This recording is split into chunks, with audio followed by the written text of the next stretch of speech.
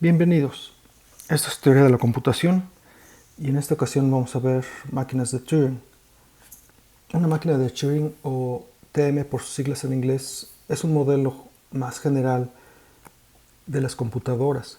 Tiene más poder que los autómatas, que ni siquiera pueden reconocer este lenguaje que está señalado aquí, ¿verdad? A a la n, B a la n, C a la n, donde n es mayor o igual que 0.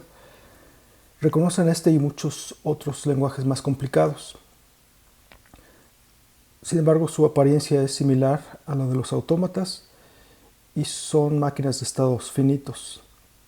La máquina de Turing tiene una unidad de control de estado finito y una cadena de símbolos, o que también se conoce como cinta en la literatura menos reciente. La máquina de Turing opera en pasos discretos con dos funciones en cada uno, que es escribir o leer. En el movimiento de la máquina en la cadena es de dos direcciones, o izquierda o derecha. El movimiento está en función del estado de la unidad de control y el símbolo de la cadena señalada. Entonces, en este movimiento cambia de estado, escribe un símbolo en la celda apuntada, mueve la cadena a la izquierda o a la derecha. Entonces, la máquina de Turing se puede definir formalmente como una tupla de 7 componentes. El primer componente es Q, que es el conjunto finito de estados. Segundo componente es sigma, conjunto finito de símbolos de entrada. Siguiente componente es gamma, es el conjunto completo de símbolos de la cadena o de la cinta, y este incluye el conjunto finito de símbolos de entrada. Siguiente componente es delta, que es la función de transición. El siguiente componente es Q0, que es el estado inicial, y ese es un elemento de Q, que es el conjunto finito de estados. Siguiente componente es B, que es el símbolo de espacio en blanco. Este es un elemento de gamma y no es un elemento de los símbolos de entrada. Y último componente es F, que es el conjunto de estados de aceptación y es a su vez un subconjunto del conjunto finito de estados. Entonces, en la parte superior izquierda vamos a estar señalando, recordando la tupla que acabamos de describir para tenerla más a la mano, y en esta lámina vamos a describir la función de transición. La función de transición relaciona conjunto que contiene tuplas que se componen de la relación entre el conjunto de estados Q y el conjunto de símbolos de la cadena. Ese es el dominio, y el codominio está compuesto por tuplas de 3 componentes, que es Q, cruz, gamma mayúscula, cruz, D. Entonces, en otras palabras, esta función de transición recibe como entrada un estado Q y un símbolo de la cadena X, y da como resultado un estado P, es lo que se escribe en la casilla señalada y sustituye lo que haya en ella con Y, y D, que es la dirección, ya sea izquierda L o derecha R por sus iniciales en inglés. P y Q son estados, X y Y entonces son gamma, repitiendo. P es el siguiente estado, que puede ser igual a Q. Y se escribe en la casilla señalada y sustituye lo que haya en ella. Este es un ejemplo de una máquina de Turing, no es una función o una aplicación en particular, simplemente para ilustrar cómo escribe, lee, cómo se mueve la máquina de Turing informalmente. Entonces, escanea su entrada hacia la derecha buscando un 1. Si encuentra el 1, lo cambia a 0, va al estado final, F, y se detiene. Si alcanza un blanco, lo cambia a 1 y se mueve a la izquierda. Entonces, otra vez en la parte superior izquierda tenemos la definición de la máquina de Turing como tupla, y en la esquina superior derecha tenemos la función de transición delta, mientras nos aprendemos el orden de los componentes y de qué se compone la función de transición. Entonces, hay que codificar este ejercicio en una máquina de Turing. ¿Cómo lo codificamos? Pues ya sabemos, entonces, a través de la función de transición. Entonces, recibe como entrada un estado Q y un símbolo de la cadena, y da como salida un estado Q, un estado P, que puede ser igual a Q, ¿verdad? Ambos son elementos del Q mayúscula, un símbolo de gamma y una dirección de D. Entonces, una solución que da el autor es que tiene solamente dos estados, el Q y el F. Tiene dos símbolos de entrada, que es el 0 y el 1. Tiene tres símbolos de cadena, que son 0, 1 y B, que significa el blanco, ¿verdad? Porque aquí está definido en esta componente. Tiene su función de transición delta, que es estos 3 renglones. Tiene un estado Q, que es el estado inicial. El símbolo B, que lo acabamos de mencionar. Y el conjunto de estados de aceptación, que solamente es 1 y es F. Entonces escanea su entrada hacia la derecha buscando un 1. Entonces, estando en el estado Q recibiendo un 0, pues simplemente lo deja como está y se mueve a la derecha. Estando en el estado Q y leyendo un 1, entonces va al estado F, que es el de aceptación, lo cambia a 0 y se mueve a la derecha, que es el segundo paso que habíamos descrito aquí. ¿Qué pasa si alcanza un blanco? Entonces dice, estando en el estado Q alcanza un blanco, entonces se queda en el mismo estado Q, lo cambia a 1 y se mueve a la izquierda. ¿Qué palabras son las que puede aceptar esta máquina de Turing? Por ejemplo, bueno, pues está el 01, 001, 0001, etcétera, o el 01, 011, 0111, etcétera, o el 1, el 11, 111, etcétera, o el 0, 00, 000, etcétera, y el epsilon. Bueno, ¿cómo se va moviendo? Esta es una ilustración de cómo se mueve la máquina de Turing. Entonces, ya dijimos que a la izquierda pues hay un número infinito de blancos o de cadenas vacías a la izquierda del string y a la derecha también. Y entonces empezamos con este 00 que sí dijimos en la lámina anterior que es una palabra que debería de aceptar. Entonces está en el estado Q y leyendo un 0. Entonces, ¿qué es lo que toca? Lo que está en rojo es seguir en el estado Q, dejar el 0 como estaba y moverse a la derecha. Entonces ahí está, se mueve a la derecha, deja el 0 como estaba. Otra vez lee el 0 como entrada, estando en el estado Q, entonces toca esta misma función que dice que deja en el estado Q, el 0 lo deja como estaba y se mueve a la derecha. Ahora encuentra un blanco, entonces el que toca es este renglón. Estando en el estado Q, lee un blanco, que es lo que toca, se queda en el estado Q, lo cambia a 1 y se mueve a la izquierda. Ya se movió a la izquierda y ya cambió el blanco. Ahora lee un 0, otra vez el primer renglón, lee un 0, estando en el estado Q, se queda en el mismo estado, deja el 0 como estaba y se mueve a la derecha. Ve un 1, entonces ahora toca el segundo renglón, lee un 1, estando en el estado Q, lo cambia a 0 y se pasa al estado F de aceptación. No hay movimientos posibles porque ya está en el estado F,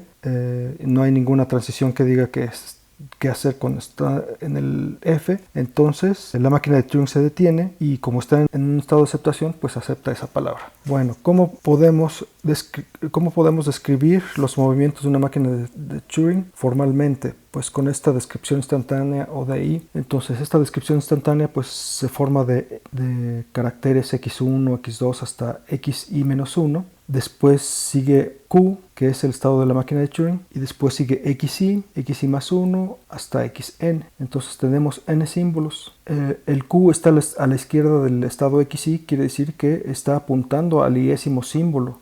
Esta entonces es la descripción de la configuración de la máquina de Turing en cada movimiento. De x1 a xn es la porción de no blancos entre los extremos izquierdo y derecho de la cadena. Entonces, repitiendo, Q es el estado de la máquina de Turing y a la derecha de Q es el símbolo al que está apuntando en ese momento la máquina de Turing. La cabeza de la máquina de Turing también se le conoce como la cabeza. Entonces, de x1 hasta xn pues es la porción de símbolos que no son blancos en la cadena de extremo izquierdo a extremo derecho. Ahora, los movimientos de una máquina de Turing pues va cambiando de una configuración a otra o de una descripción instantánea a otra. Entonces, para denotar el cambio utilizamos este símbolo de derivación con subíndice m, que es la máquina de Turing de la que se trate. Se designa para un solo movimiento de una descripción instantánea a otra o de una configuración a otra. Entonces, en la función de transición delta que recibe como entrada un estado Q y un símbolo que lee que está leyendo el xi, entonces da como resultado un estado P, cambia lo que estaba leyendo en xi por y se mueve a la izquierda, en este caso es un ejemplo. Entonces la descripción instantánea nos quedaría como lo que sigue aquí a la derecha, es decir, va del x1, x2 hasta xi-1, está apuntando en el estado Q a el símbolo xi, el iésimo símbolo, después sigue de ese iésimo símbolo el iésimo más 1, el iésimo más 2, hasta llegar al xn. Entonces hasta ahí vamos en la entrada. Después el símbolo de derivación nos apunta a cuál es la nueva configuración después de ese movimiento, de esta lectura. Y el movimiento que nos dice que hay que hacer, esa función de transición, es que cambia el estado P, Y sustituye a XY y se mueve a la izquierda. Entonces, ¿cómo quedaría esta configuración? Bueno, entonces la parte izquierda de el símbolo que cambió entonces es x1 hasta x2 hasta xy-2. Entonces, ¿por qué xy-2? Porque nos movimos a la izquierda, cambiamos del estado Q al estado P, y ese estado P está apuntando al símbolo iésimo-1.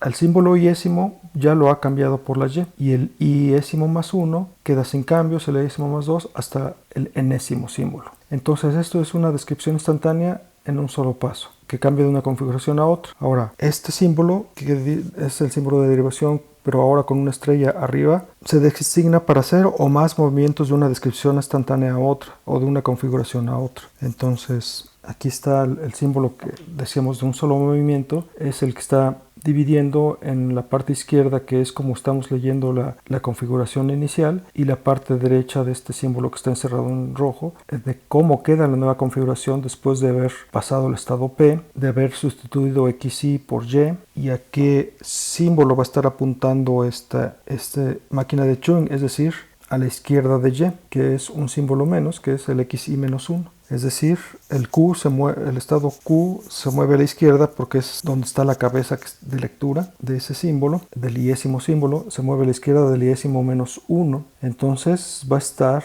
apuntando al iésimo-1 porque se movió a la izquierda la cabeza, y además cambió el estado P. Entonces, de apuntar al iésimo símbolo se mueve a la izquierda, apuntará a XY-1. Paso a P y también cambio el símbolo, que era el iésimo símbolo XY, a Y. Y los restos izquierdos y derechos quedan sin cambios. ¿Qué cambios tendría entonces esta otra movimiento de la función de transición? Es leyendo el mismo símbolo XY, estando en el estado Q, pasa al estado P, cambia el iésimo símbolo por la Y, pero ahora se mueve a la derecha. ¿Cómo cambiaría? Bueno, pues estábamos entonces apuntando con el estado Q al iésimo símbolo, y si nos vamos a mover a la derecha, pues vamos a estar apuntando al iésimo-1, ¿sí? Y cambiamos al estado P, entonces el iésimo-1, y al iésimo, que era XY, lo vamos a cambiar por Y. Bueno, entonces aquí tenemos dos movimientos, uno a la izquierda y otro a la derecha, con su respectivo cambio de iésimo símbolo. Ahora, esta es entonces la configuración de una máquina de Turing con 7 componentes. ¿Cuál es el lenguaje de esa máquina de Turing? ¿Cómo podemos representar simbólicamente el lenguaje de una máquina de Turing? Ya sabiendo los movimientos, sabiendo que empieza en el estado inicial Q0 y en qué estado debe de quedar.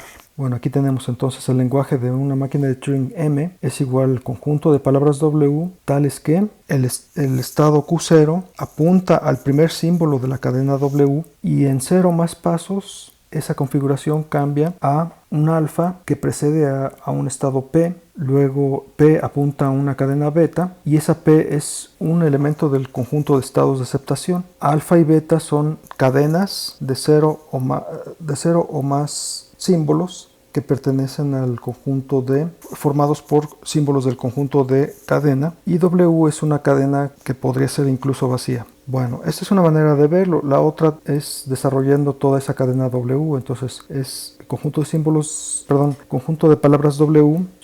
Ese es el conjunto de palabras W que son reconocidas por ese lenguaje, por esa máquina de Turing. Entonces, el lenguaje de esa máquina de Turing M es el conjunto de palabras W, tales que Q0 empieza apuntando al primer símbolo de la cadena W, X1, seguido de X2, seguido hasta XN, y en 0 más pasos vamos a llegar a una cadena alfa que precede al estado P y que le sigue una cadena beta, tal que W es esta cadena que está formado por símbolo X1, X2 hasta XN. P es un estado que pertenece al conjunto de estados de aceptación. Alfa y beta son palabras formadas por símbolos de cadena, y esas cadenas pueden ser vacías, y también la cadena W puede ser vacía, pero esta está formada solo por símbolos de entrada. Entonces, estos dos renglones son equivalentes, nada más que aquí está más explícito cómo se forma la cadena W y en el otro no. Bueno, cuando nos vamos a la izquierda, ya habíamos visto un ejemplo, ¿verdad?, de cómo estábamos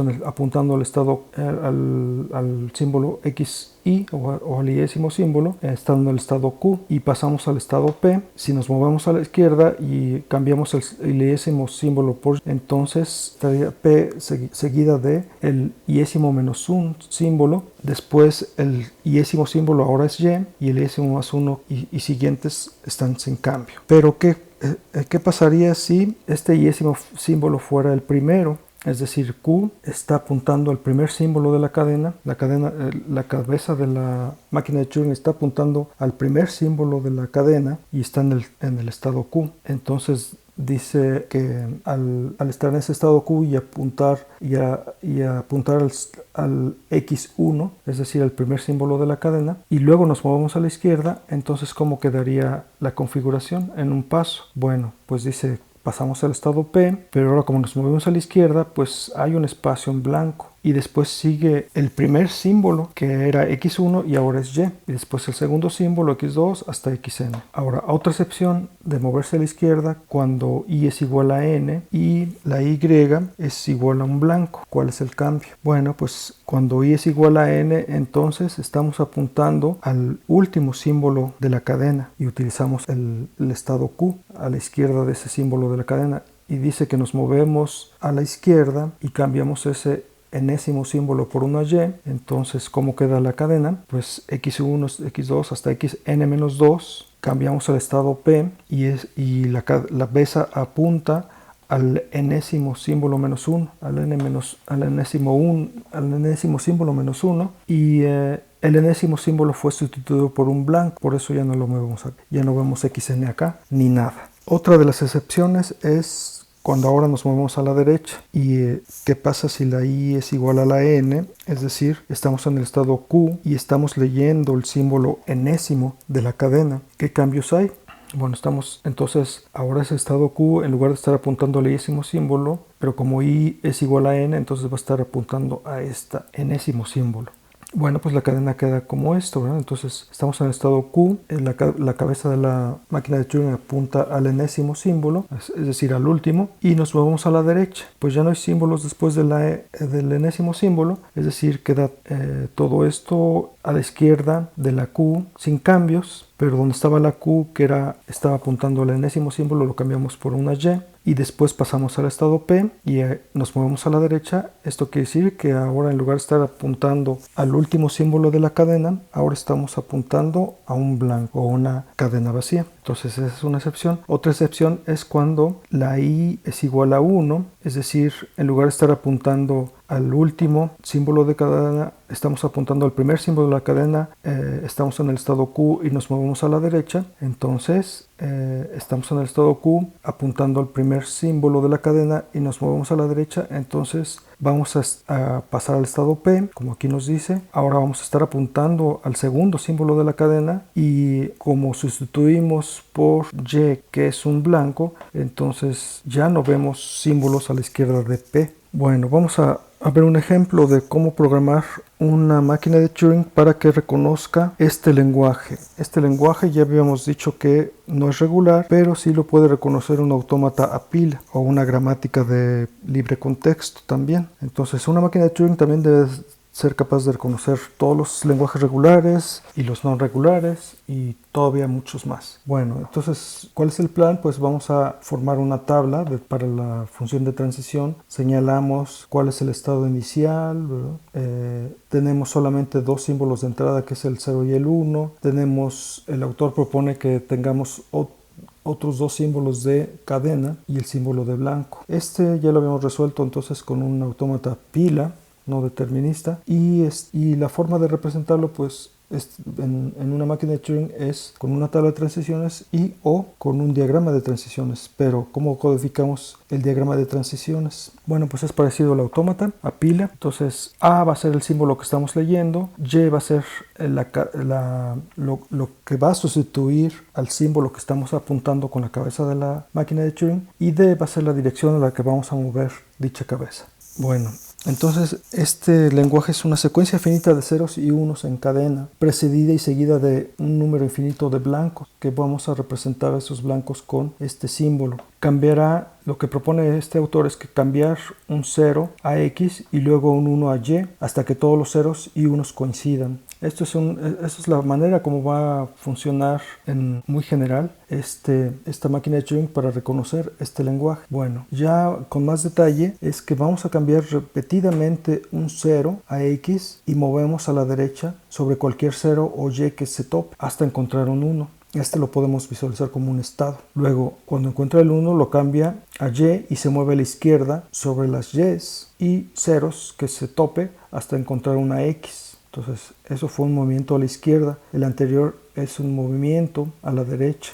Luego, eso también lo podemos ver como otro estado. Luego, busca un 0 inmediatamente a la derecha y si lo encuentra lo cambia a X y repite esto, ¿no? Cambiando un 1 correspondiente por una Y. Ahora, si termina cambiando todos los ceros a X en la misma iteración en la que cambia el último 1 a Y, entonces ha determinado que la entrada de la forma 0 a la n, 1 a la n es la correcta y la acepta. De lo contrario se detiene y fracasa. Entonces ahí cuando ya se cumplieron estas condiciones pues pasa a un estado de aceptación y si no se cumplieron estas condiciones pues ahí se queda y no cambia de estado para no cambiar a un estado de aceptación.